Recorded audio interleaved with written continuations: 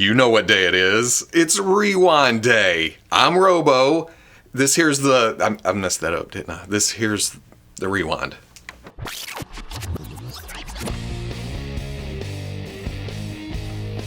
Do I even need to say it anymore? I know, it's getting old. I'm running this gag straight into the ground, but every single week Yolopark posts something new about their Transformers AMK Pro Series Optimus Prime model kit. This week it's an unboxing video to give those who are unfamiliar with these a little taste of what they're getting into. Like I said, it's a model kit, but not in the traditional sense. It's parts you have to put together, but not to the degree of cutting pieces out of sprues and putting into little magnifiers and trying to get parts together and gluing and then being kind of careful with it afterwards. Even though it feels solid, it's light and you're scared of breaking it.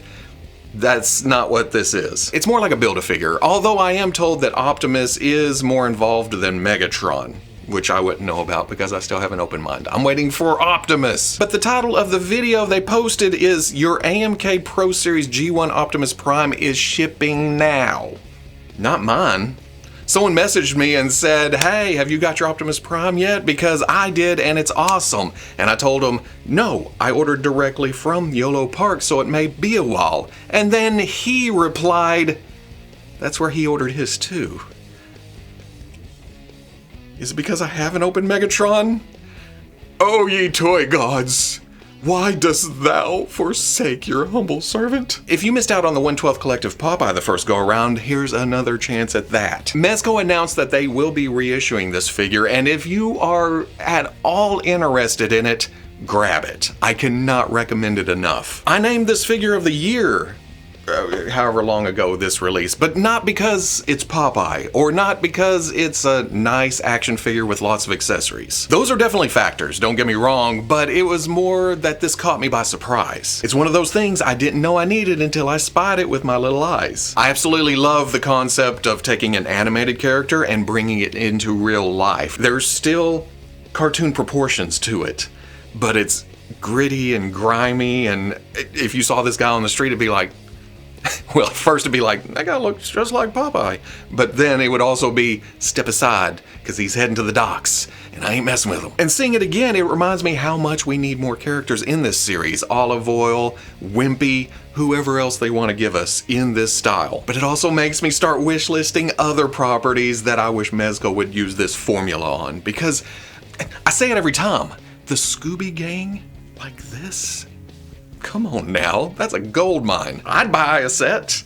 So, gold mine, maybe not, but I think there's a lot of interested people out there. And then there's my long list of other characters from the 50s, 60s, 70s that I would love to see that nobody's using at the moment. Just sitting on a treasure trove. The boss fight studio H.A.C.K.S blanks were announced a while back, but this week pre-orders went up. That means pretty promotional pictures. That means a better look at what exactly we're getting here, which is basically blank bodies for customizing or whatever your heart desires. With several head options for both the males and the females, you can make civilians, you can make alter egos, you can fill out a diorama. Again, whatever you want to do. You can paint them, you can sculpt details on top of them, you can cover them in soft goods. It's just a good base if you're into that part of the hobby. And at $20 a pop, it's not too painful to buy multiples if you want to build out, if you have many plans for many unique characters or characters that the toy companies aren't giving us. I think I said it when they were revealed, but I would love it if the eyes were painted straight out of the factory, because that's the hardest part of customizing, at least for me. As I get older, just, okay, we're gonna do this. But that also would have added to the cost. And if you're making superhero types or energy types, just paint them yellow or white, or brush up on your water slide decal game. Because that's what I'm doing. I need to try those new ones I got off eBay a while back. Seems like we just got the Frazetta Icons Fire and Ice Dark Wolf, and here we are, looking at promo pictures of Tigra. It's not a total surprise, we got a tease for this a couple of weeks back, but seeing the full figure and all the accessories and everything that comes with it is way better. I'd much rather. Teases aren't bad, don't get me wrong. Anticipation building. It's gonna come with that thing. But if I'm pre-ordering something, I want to know everything that's going on. To put it out there again, I've never seen Fire and Ice, so to me this is just a scantily clad female action figure. But it's a nice looking scantily clad female action figure. It's just so Frazetta. Do I need to say more than that? I think I prefer it with the shawl and the loincloth thing. Not because I'm an old fuddy-duddy or a prude. I just think that makes it more visually interesting. It's not just girl in bikini. It's adds to the character a bit. But that's the good thing about options. You don't have to put them on there. If you're wanting a half-naked fantasy figure, have at it. I ain't judging. There's also other facial expressions, an action hairpiece, hands, weapons, and a static panther with swappable heads. That's not too bad for the price. And can I point out that I'm really digging the turnaround time here. We see the figure, we put in a pre-order, expected to ship in the next couple of months. You don't see that from a lot of little companies. Sure, the big boys can do it. They're tossing money at factories overseas and wanting to get product out on store shelves, and we're just like, whoa, stop, ah! But from smaller companies or first outings, it's impressive. Now, I ain't disparaging any other smaller toy makers out there doing their thing. Believe me, I know the trials and tribulations of pushing that boulder up a mountain. I'm just saying, I'm kind of in awe of how fast we're going from reveal to in our hands. Good job, Frazetta team. It's cool to see. Now, I spout out the rewind schedule every few weeks, especially when it comes to toys revealed on Friday or Saturday. It's to remind people that unfortunately, time only travels in one direction, and when something like the Medicom MAFEX, The Boys, The Deep, and Soldier Boy are shown on Saturday, I can't go back to Friday when I recorded this video and add it to it. I have to wait till the next week. We swing back around. And every time it happens, I'm like, son of a bitch. That's gonna generate some comments. Hey, you missed this, or you missed this. No, I didn't. I'm right there alongside you going, oh yeah, that is cool. But I posted my video yesterday to Patreon. That's okay, I don't mind adding new pictures to the toy folder the day that the rewind goes live on YouTube. And I'm replying to comments there and adding new stuff for next week.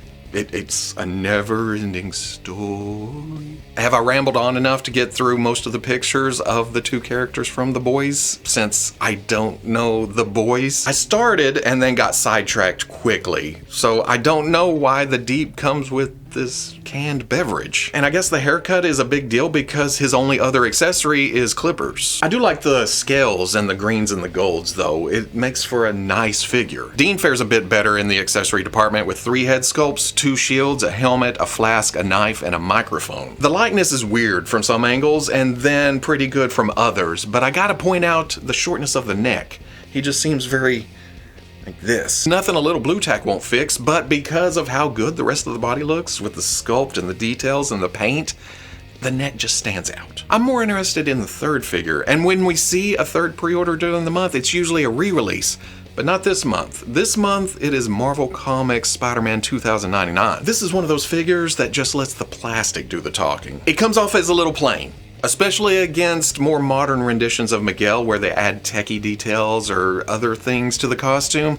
This is just blue, it's just red, it's just a skull with a spider, it's some mask detail, it's a lithe, lanky, proportioned body, and some web wings. Oh, and some spikes, which sounds like a lot now that I list them all out, but it's just your basic, classic Spider-Man 2099. And that's exactly what they were shooting for. But then there's 3 heads, an array of webs, and like I mentioned, several back web options. In the back department, it is tiptoeing the line of being over-engineered, which we've seen with some recent MAFEX. But here, there's 2 sets of web wings that could plug into the back of the arm, and then 3 different options for the back itself. From what it looks like, 2 of those web capes plug into the center with 1 peg and a hinge on the outside so you can bring the webbing up and down. But then the third option has 2 pegs that plug in closer to the shoulder blades. So is there a swappable back piece? Was that MAFEX that did that before, or was it somebody else that did it with a Venom to swap out the tentacle things? Was that S.H.I.E.L.D. Figuarts? It's up to you to decide if you want to get this or stick with the Marvel Legends versions that have come out before. Me, I'm on the fence. I do love the semi-gloss finish. It just makes the reds and the blues pop, but not pop. if that makes sense. I really, really love that the costume details are sculpted in. And then as much as I talk shit about the web wings, they do come off cool in pictures. It's got that edge to it that I always associated with classic Spider-Man 2099. Like there was a danger aspect. Oh. Did I just talk myself into getting this? Spidey segues nicely into Hasbro Marvel Legends. The S.H.I.E.L.D. 3-pack was shown off a few weeks back, but this week pre-orders popped up and they've sweetened the pot. We knew it was going to be Nick Fury Jr., Sharon Carter, and Dum Dum Dugan, which is a good get on its own. But then they went and added an alternate Sharon Carter head with her hair down, and then a Nick Fury Sr. head. Like I said a minute ago, options are good. And at first glance, it makes you think, well, there's too many heads for this set. I've got to buy 2 to utilize all of these. But after doing some research or remembering some of the older figures, maybe not. You can put Senior's head on this body and then pop Junior onto the Commander Rogers body, since he sported that uniform for a long time. Or leave Junior here and then spruce up the old Nick Fury body with an updated head. Yeah, it's Bucky Cap and it's outdated, but at the same time, you get to use both without buying 2 of these sets. Same for Sharon. Pick one of these heads, put it on the more modern white costume with the exposed shoulders and dark gray Crocs, and then take the other head and put it on the old Sharon, because the head there, oh man, those painted on eyes, ooh. Again, it's an old body, but it's a place to hang that head instead of throwing it in a fodder bin. Or buy 2 of these sets, put everybody on updated bodies, and end up with a nice smattering of accessories. I thought that would be it for the week, but then Hasbro announced Deadpool Legacy. I guess it's a little early to be announcing Deadpool 3 product, but they're getting into the spirit of the holiday with some re-releases. Wolverine is a mix of several older Wolverines to give them that look, or what, something close to that look from the end credits of Deadpool 2. It's the Amazon exclusive Wolverine body with Wolverine Origins heads, which does a pretty good job. Then Deadpool is a reissue of the 2-pack Deadpool with one very important difference. The pistols are now removable from the holsters. Yeah. I know you could either pull or cut the guns out from the first release, depending on how much glue was in there. To see them out, the winds are a-changing. But the package shot does show the guns in the holsters, so we aren't in the clear yet. It's the principle of the thing, I guess. Again, we'll see. These aren't up for pre-order yet. That'll happen April Fool's Day, which is now dubbed April Pool's Day. It's going to be a fun summer. With the Imperial March still in full swing, there were some interesting Hasbro Star Wars Black Series reveals this week. Well, first, again, like I mentioned a minute ago, as soon as I posted the rewind, I got an email about the Holocom Darth Vader. Remember when I said that I haven't bought any of these, even though I like the idea of using it as a 1/1 scale prop to kind of, hologram, how are you? Hi, I'm not even going to try this week. I said if I were to get one, it would be Darth Maul, which we talked about last week. Well, I changed my mind. If I were to get one, it'd be Darth Vader. If I were to get one, and if there wasn't about 625 other Hasbro items releasing this past week or two. Then we got a couple of multi-packs. The Clone Trooper and Battle Droid 2-pack is just your basic army builder, done the right way. I need to emphasize that. Just a clean clone and a clean battle droid. That's it. You buy multiples, you have multiples. You're not dealing with a C-3PO head or something like that. Sure, I'd love to see more in different squad or rank colors, but that's not what this is. This is just shelf stuffers to build your troops, something we've been asking for a long time. Even better, the $45 price tag is nicer than the expected $50, which is the price of 2 individual figures. A price break on a multi-pack? Maybe the winds are changing. Along those same lines, when it comes to price, not troopers, there is the Last Command 4-pack. This is the one that caught my eye and my wallet. I actually made a custom Jorus Sabaoth. Oh man, come on. I've always said something like Jorus Sabaoth, but it's been going around that Timothy Zahn actually pronounces it Jorus Sabaoth. Jorus Sabaoth. Anyway, I made a custom of this character in 3 3/4 inch scale almost 3 decades ago, back during the time when all we had was comic books and novels. There wasn't a lot going on with the movies except for the special editions. So there was that Star Wars tingle. Oh, we were hungry. And then Phantom Menace came around. And I remember being there, Opening night, standing in line, going across the parking lot with my Taco Bell turbo chug of Mountain Dew and a cup topper. I like to picture it's Darth Maul, but he was harder to get. It was probably Watto or somebody just standing there.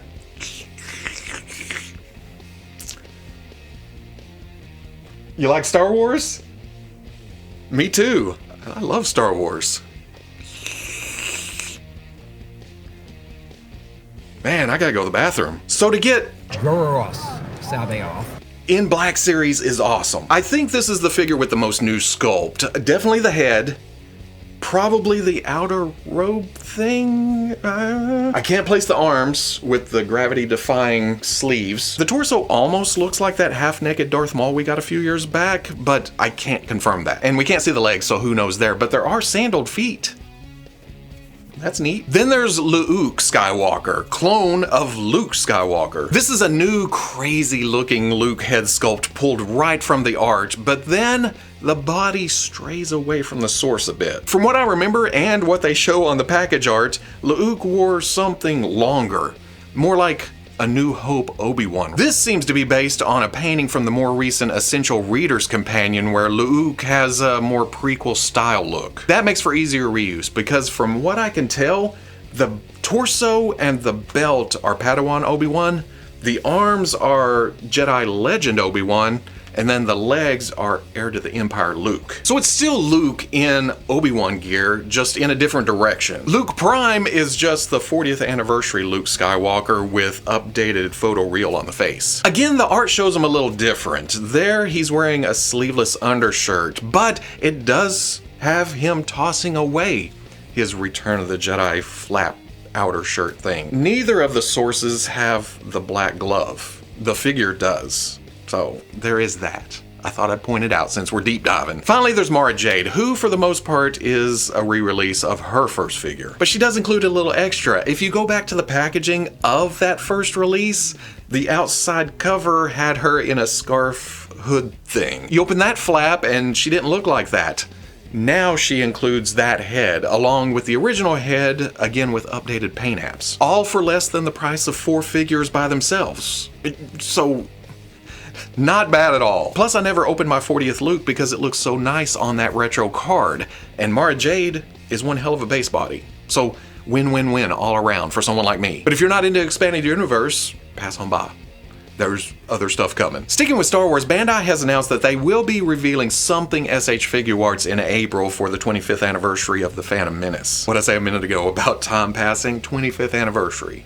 Now this could be reissues like we've been seeing a lot of lately, although haven't most of the episode 1 S.H. Figuarts figures seen re-release at some point in the past couple of years?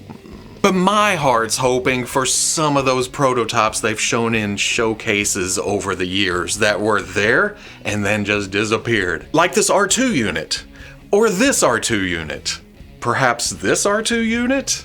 Maybe even this R2 unit. Okay, maybe not, especially since Hasbro finally got off their ass and fixed their Astro mech. I'd much rather pay those prices, but if Bandai were to beat them to the punch, I'd be mighty tempted. Oh. Black Series already has Super Battle Droids on the way, but it would be hard to pass on an import or two. SHF Jar Jar has also been at several shows, but the Hasbro one's hard to beat. No. The top of my list would be to finally get this Queen Amidala that they've had around since 2017. At least 2017. My notes say 2017. It may have been earlier. It would be a traffic cone, but that is the nature of this look. It is shaped like a traffic cone, and she would just waddle along. Give me arm articulation, the head look around a little bit, I'm happy, I'm there, day one. Or bypass everything they've shown before and announce something new. I'm ready. Give me something. And that's all I got for this week. It's been kind of hectic around the Robo homestead. It's a holiday coming up. I've been running back and forth. I've been preparing for summer. Because there's no spring anymore, right? It was 20 degrees last week, it'll be 105 next. It's time to mow the lawn and clean up the property. WonderCon is happening this weekend, and Hasbro's gonna be there announcing new stuff for several properties, so I'll already be behind by the time this posts. but we're used to that, right? I also didn't go back over the Mattel Masters of the Universe 2024 fall catalog because Vives and I sat down and already did that. I put all my thoughts into video. Although, I did cut from 2 hours down to 30 minutes. So, if you'd like to see the 2-hour cut, maybe I'll post that if there's enough people going, yeah, give us this director's cut of y'all just rambling on and on and on and on about Masters of the Universe. As always, special thanks to the Patreon. This week they got to see me in a Magneto helmet. It does feel a little flimsy, but I don't have a lot of helmets that'll fit this big old noggin. And I'll be damned if that thing doesn't just, whew, it's almost a, and I didn't even put the padding in it. I've seen some reviews of it bounce around people's head and then put the foam things in, and then it's secure. Nope, not me. Right out of the package. It sticks to my skull, and it's echoey, but I love it. I really, really do. I need a cape and gear. I'll be older Age of Apocalypse Magneto, I guess. Just this morning at Target, I found the NECA Teenage Mutant Ninja Turtles Kirby, which is very, very cool. I got Duke from Amazon. Again, there's blue in the background, probably. Found Dungeons & Dragons at Target last week, or week before, somewhere in there, and then Hallows Eve came from Amazon too. There's been so much releasing lately, hasn't there? I mean, it just feels like a landslide. It's an avalanche. I do have Lilandra and Brood Logan on the review table. And next week, I've already shot, I need to edit the Marvel Select Crimson Dynamo. Also, Big Bad Toy Store, link in the description, go click that, helps me out. They sent a package for Playday that I've been working through that, man, I love Black Chrysanthemum. That's what it breaks down to. Spoiler alert. Have I rambled enough? Bah. Sticking with Star Wars, Bandai has announced that